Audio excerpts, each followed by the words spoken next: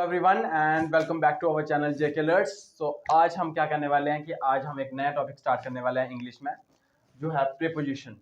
तो जैसे कि मैक्सिमम लोगों को पता ही होता है, क्योंकि ये पार्ट ऑफ स्पीच है। हम फर्स्ट स्टैंडर्ड से लेके ना फर्स्ट स्टैंडर्ड से लेके तो नहीं कह सकते, बट सेकंड थर्ड स्टैंडर्ड से लेके आपको ग्रामर की बुक में देखने को मिलेगा। ये टॉपिक इतना कॉमन होता है, तो सबको इसके बारे में थोड़ी सी जानकारी होती है।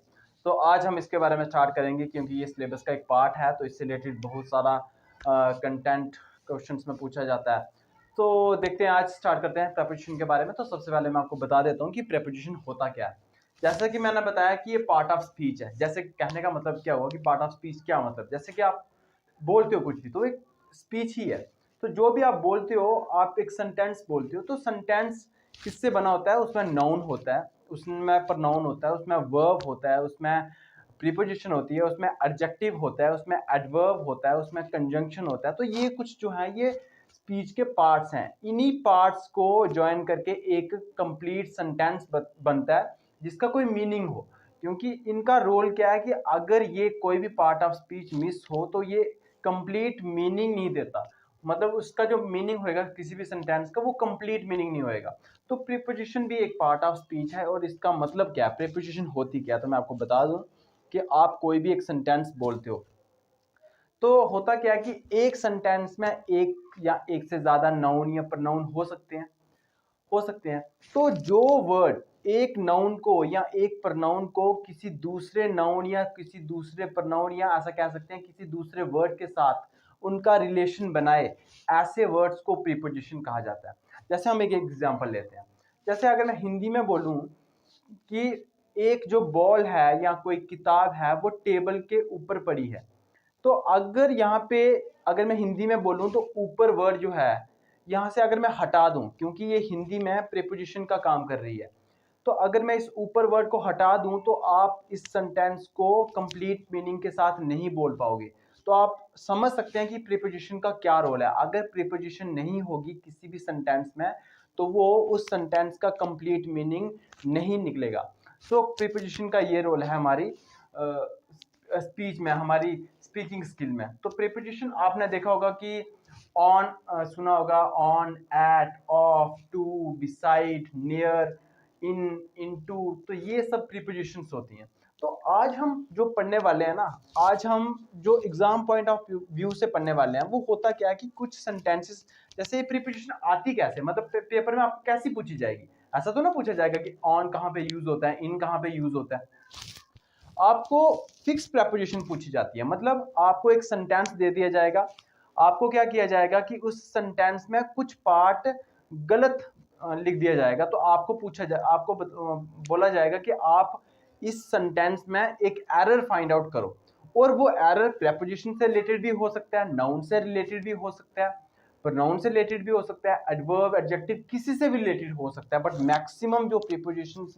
मैक्सिमम में जो एरर पूछे जाते हैं किसी भी सेंटेंस में, वो प्रीपोजिशन से रिलेटेड होते हैं। और वो बहुत सिंपल से होते हैं। होता क्या है कि आपको एक वर्ड दे दिया जाएगा, उस वर्ड के साथ एक गलत प्रीपोजिशन लगा दी जाएगी।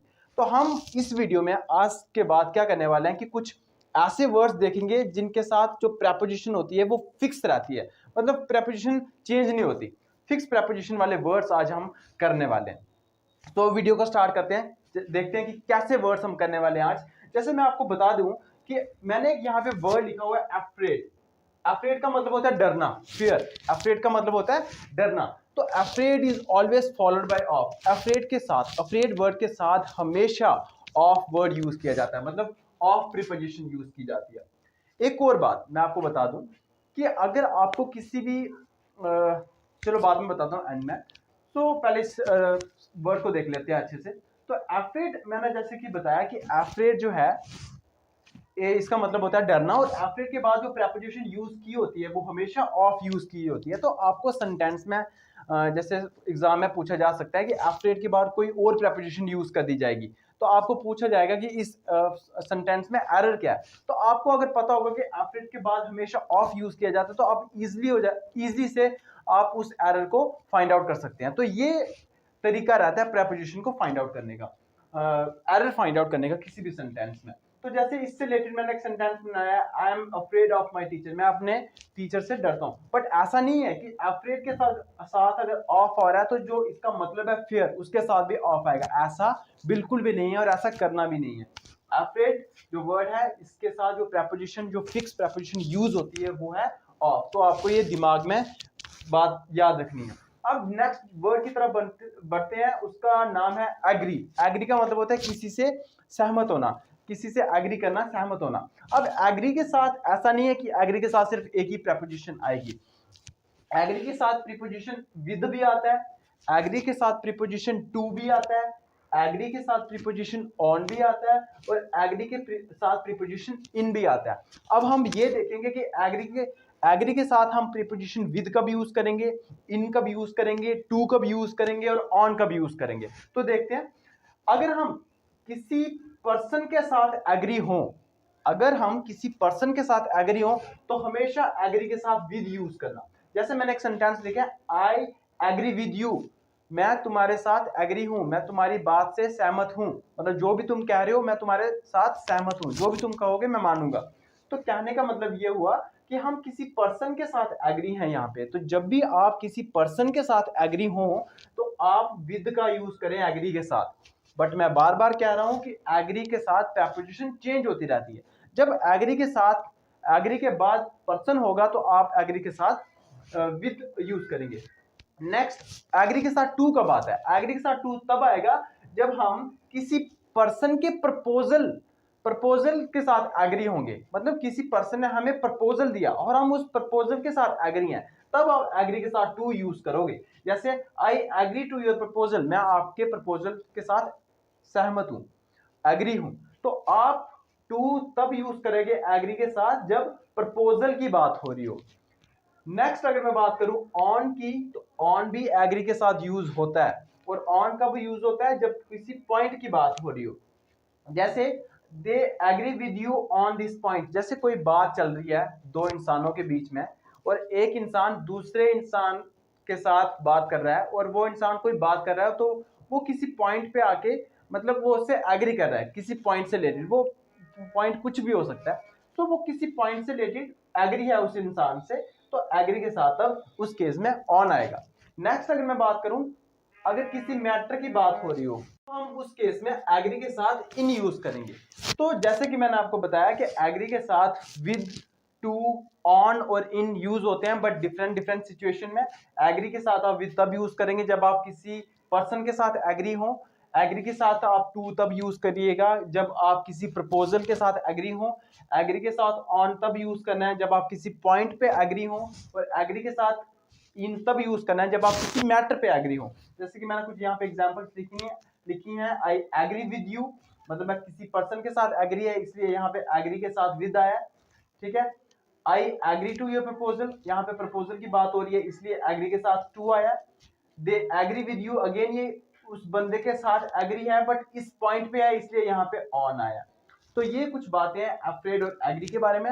नेक्स्ट वर्ड को देखते हैं, अराइव। अराइव का मतलब होता है पहुंचना, और अराइव के साथ एड प्रेपोजिशन यूज होती है। मतलब आप जब किसी जगह पे पहुंचोगे तो आप अराइव के साथ एट यूज करोगे।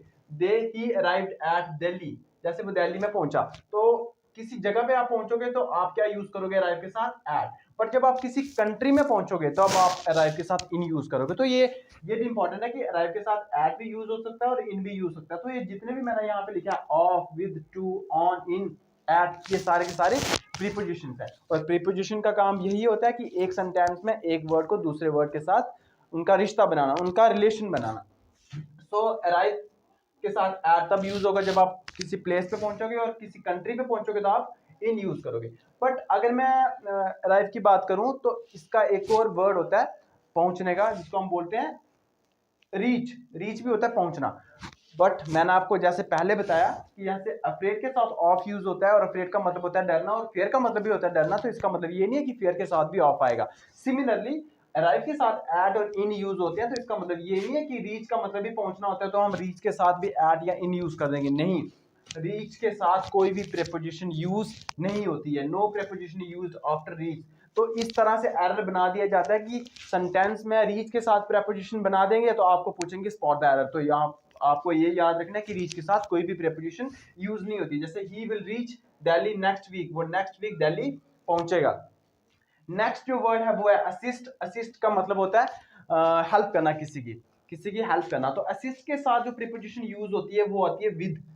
बट कब होती है, क्यों? जब हम किसी चीज के साथ हेल्प करें, किसी की। जैसे ही असिस्टेड मी विद मनी, उसने मेरी जो हेल्प की है वो मनी के साथ की है, मतलब किसी चीज के साथ की है। तो जब भी हेल्प किसी चीज के साथ की जाए तो हम असिस्ट के साथ विद यूज करते हैं। तो याद रखना कि जब भी आप असिस्ट वर्ड यूज करें उसके साथ प्रीपोजिशन अकॉर्डिंग टू वर्ड लगेगी। जो जैसे कि मैंने बताया कि किसी चीज के साथ अगर उसने असिस्ट किया तब विद लगेगा, बट प्रीपोजिशन के साथ असिस्ट वर्ड के साथ प्रीपोजिशन इनका भी यूज होता है। बट कब होता है, जब आप कोई काम करने में किसी की हेल्प करें तब आप इन यूज करेंगे। बट जब आप किसी चीज की हेल्प करोगे किसी के साथ तो असिस्ट के साथ विद यूज होगा। जैसे असिस्ट इनका भी यूज होगा, जैसे मेरी फ्रेंड ने मेरा होमवर्क करने में हेल्प की, my friend assisted me in doing my homework. तो यहाँ पे उसने मेरा होमवर्क, उसने कुछ काम करने में मेरी हेल्प की है, तब आप असिस्ट के साथ इन यूज करोगे। बट अगर किसी चीज के साथ उसने जो हेल्प की है, जैसे उसने मेरी पैसे के साथ हेल्प की है ना, तो इस केस में आप असिस्ट के साथ विद यूज करोगे। तो इस वीडियो में हमने प्रीपोजिशन के बारे में कुछ इंपॉर्टेंट इंफॉर्मेशन देखी, और हम ऐसे ही कुछ वीडियोस बनाएंगे जिसमें आपको मैं फिक्स प्रीपोजिशन के बारे में बताऊंगा कि किन वर्ड्स के साथ कौन सी प्रीपोजिशन फिक्स रहती है, और उनसे रिलेटेड हमेशा एग्जाम में क्वेश्चन पूछा जाएगा। आपको हमेशा पूछा जाता है और पूछा भी जाएगा।